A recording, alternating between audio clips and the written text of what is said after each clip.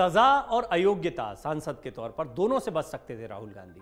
अगर राहुल गांधी मांग लेते एक और माफी तो बच जाती उनकी सांसदी। माफी किसने कहा उनसे माफी मांगने के लिए, और राहुल गांधी ने माफी क्यों नहीं मांगी? ये दोनों बहुत महत्वपूर्ण सवाल हैं। कुछ चौंकाने वाली बातें मैं आपको बताऊंगा। कई खबरें सूत्रों के हवाले से भी आती है, कई बातें ऐसी होती हैं जो बहुत पुष्ट नहीं होती हैं, लेकिन समझा जा सकता है जो राजनीतिक घमासान चल रहा है उसके आधार पर कि इस माफी के पीछे बहुत सारी वजह दिखाई देती हैं कि राहुल गांधी ने आखिर माफी क्यों नहीं मांगी, जबकि एक माफी से बच सकती थी राहुल गांधी की सदस्यता। राहुल गांधी ने माफी क्यों नहीं मांगी, इसकी क्या वजह है?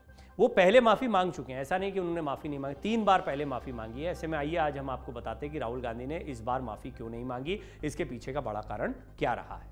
कांग्रेस के पूर्व अध्यक्ष राहुल गांधी की सदस्यता रद्द होने के बाद राजनीतिक गलियारों में इस बात की चर्चा आम है कि अगर चौकीदार चोर वाले प्रकरण में जिस तरह से उनके वकीलों ने सूझबूझ दिखाई, उसकी कमी कहीं ना कहीं मोदी सरनेम वाले मामले में तो नहीं देखी गई। ये सवाल खड़ा हुआ और यही कारण है कि राहुल गांधी ने इस बार माफी नहीं मांगी, जिस कारण राहुल गांधी की सांसदी चली गई। या ये सोची समझी रणनीति है, दोनों चीजें। राहुल गांधी इस मामले में जो कुछ हो रहा है वो चाहते थे, क्योंकि इससे कांग्रेस को परोक्ष रूप से फायदा मिलता दिखाई दे रहा है। एक बहुत बड़ा मुद्दा है, जनता लामबंद हो, 1 साल की सांसदी बची थी।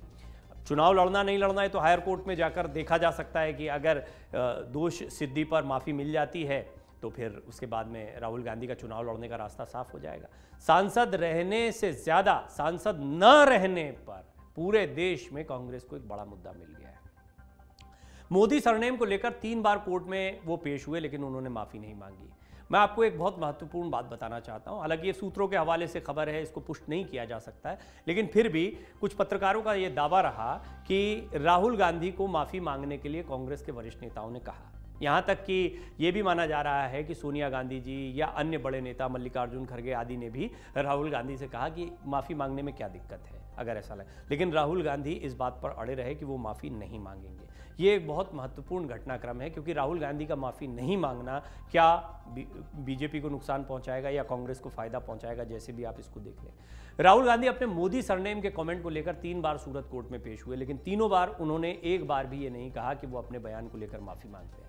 ऐसा माना जा रहा है कि राहुल गांधी की तरफ से जो वकील केस लड़ रहे थे उन्हीं की वजह से वो फंसे हैं, लेकिन यह भी माना जा रहा है कि उनके वकीलों ने भी उनको ये सलाह जरूर दी होगी। राहुल गांधी का अपना निजी फैसला है कि वो माफी नहीं मांगेंगे। हालांकि ये सिर्फ राहुल गांधी का फैसला नहीं दिखाई पड़ता, अब तो ऐसा लग रहा है सड़कों पे जैसे लोग उतर रहे हैं या कांग्रेस कार्यकर्ता एक्टिव हुए हैं कि ये कहीं कोई रणनीतिक फैसला तो नहीं है। कहा यह भी जा रहा है कि राहुल गांधी का कोर्ट में पक्ष रख रहे वकील उन्हें माफी मांगने के लिए समझाते या मना लेते तो शायद उनकी सदस्यता नहीं गई होती। राजनीतिक जानकारों का यह भी मानना है कि मानहानि के ज्यादातर मामले कोर्ट में माफी मांगने के बाद निपट जाते हैं, और ऐसे में अगर शायद राहुल गांधी माफी मांग लेते तो ना वो दोषी ठहराए जाते, ना सजा होती, ना लोकसभा की सदस्यता जाती, लेकिन न कांग्रेस को इतना बड़ा मौका मिलता, न विपक्ष लामबंद होता उनके पीछे। ये दोनों चीजों को साथ में समझते चलिए, एक माफी से मामला निपट सकता था, ऐसा माना जा रहा है कानून के कई जानकारों के द्वारा। हालांकि कोर्ट क्या फैसला देता, माननीय कोर्ट अपने तरीके से मामले को देखता है। माफी के बाद भी जरूरी नहीं कि निर्दोष ही साबित कर दिए जाए, लेकिन माफी मांगकर मामले निपट जाते हैं, ऐसा कई जानकारों का मानना है। ऐसा नहीं है कि इससे पहले उन्होंने कभी मानहानि के मामलों में माफी नहीं मांगी है। खुद राहुल गांधी 3 बार माफी मांग चुके हैं। माफी मांगने से बच जाती राहुल गांधी की सदस्यता, तो फिर इस बार माफी क्यों नहीं मांगी? ऐसा लगता है कि एक रणनीतिक फैसला है। 2013 में राहुल गांधी ने अपनी ही सरकार के एक अध्यादेश की कॉपी फाड़ने के लिए कहा था कि उन्होंने अध्यादेश को पूरी तरह बकवास कहा था। बाद में उन्होंने अपनी इस गलती के लिए साल 2018 में गलती मान ली थी और माफी मांग ली थी। हालांकि मैं आपको बता दूं कि उन्होंने अध्यादेश फाड़ा नहीं था, फाड़ने की बात कही थी। इस वजह से राहुल गांधी माफी मांगकर इस केस से मुक्त हो गए थे। इसके बाद साल 2018 में राफेल मुद्दे पर फंसे राहुल ने 2020 में माफी मांग ली थी। और एक और मुद्दा मैं आपको बताऊं, चौकीदार चोर है, यह मामला बड़ा उछला था, आपको याद होगा। राहुल गांधी ने ये जुमला जब फेंका था तो आपने देखा उसके बाद में कितनी तेजी से वायरल हुआ था। राहुल ने इस पर भी माफी मांगी थी। 2019 में उन्होंने प्रधानमंत्री मोदी के लिए चौकीदार चोर है, हम सब चौकीदार हैं, एक ट्रेंड चल रहा था। आपने देखा बीजेपी के जितने भी बड़े बड़े नेता थे, मुख्यमंत्री थे, मंत्री थे, सबने अपने नाम के पहले चौकीदार लगा लिया था। एक बड़ा ट्रेंड चला था। तो चौकीदार चोर है एक जुमला कांग्रेस की तरफ से छोड़ा गया। राहुल गांधी इसके बारे में खूब नारे लगाते थे। उसके लिए सुप्रीम कोर्ट में उन्होंने 3 बार माफीनामा भी पेश किया था, और इनमें जो अंतिम माफीनामा था इसमें राहुल ने चौथे पॉइंट में ये लिखा था कि वो बिना शर्त अपने इस गलत बयान के लिए माफी मांगते हैं। इस मामले में सुप्रीम कोर्ट में राहुल गांधी के वकील अभिषेक मनु सिंह भी थे, और उन्होंने तब राहुल गांधी को ये सलाह दी थी, जिसकी वजह से राहुल गांधी माफी मांगकर इस केस से मुक्त हो गए थे। राहुल गांधी ऐसा ही कुछ इस मौजूदा मामले में भी कर सकते थे, लेकिन शायद उनके वकीलों की बात को उन्होंने नहीं माना होगा या वकीलों ने उनको क्या सलाह दी है, कहना बड़ा मुश्किल है। और इसी वजह से राहुल गांधी इस मामले में फिलहाल सज़ा पा चुके हैं और अब वो सांसद से पूर्व सांसद भी बन गए हैं। गौरतलब है कि हमारे देश के बहुत सारे नेता ऐसे हैं जिन्होंने झूठे और मनगढ़ंत आरोप लगाकर बड़े बड़े नेताओं की मानहानि की है।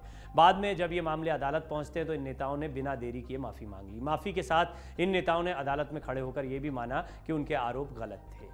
जैसे कि अरविंद केजरीवाल, आपने देखा विधानसभा में कितने गंभीर आरोप लगा रहे हैं, क्या क्या बातें नहीं वो कह जा रहे हैं अदानी और प्रधानमंत्री मोदी के बारे में, और जमकर कह रहे हैं। और राहुल गांधी के मामले पर तो खुद भी कई ऐसे बढ़ चढ़कर बयान दे रहे हैं जो अभी तक मुद्दे कांग्रेस की तरफ से या राहुल गांधी की तरफ से उठाए जा रहे थे। खासतौर पर अदानी मुद्दे को लेकर हाल ही में उन्होंने विधानसभा में जो कुछ कहा है वो काफ़ी गंभीर आरोप दिखाई पड़ते हैं। लेकिन ऐसा नहीं कि अरविंद केजरीवाल भी कुछ बोलते हैं उसके बाद माफ़ी नहीं मांगते हैं।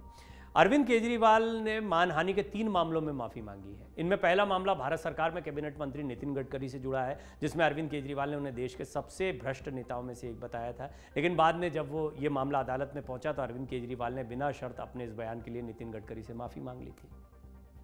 इसी तरह साल 2018 में अरविंद केजरीवाल ने आरोप लगाया था कि जब कांग्रेस नेता कपिल सिब्बल भारत सरकार में संचार मंत्री थे तब उनके बेटे अमित सिब्बल एक मामले में एक बड़ी टेलीकॉम कंपनी की तरफ से सुप्रीम कोर्ट में वकील के तौर पर पेश हुए थे। लेकिन बाद में जब कपिल सिब्बल ने इन आरोपों के लिए अरविंद केजरीवाल पर मानहानि का मुकदमा किया तो अरविंद केजरीवाल ने उनसे माफ़ी मांग ली। इस मामले में मनीष सिसोदिया भी आरोपी थे और उन्होंने भी अदालत से माफ़ी मांगी थी।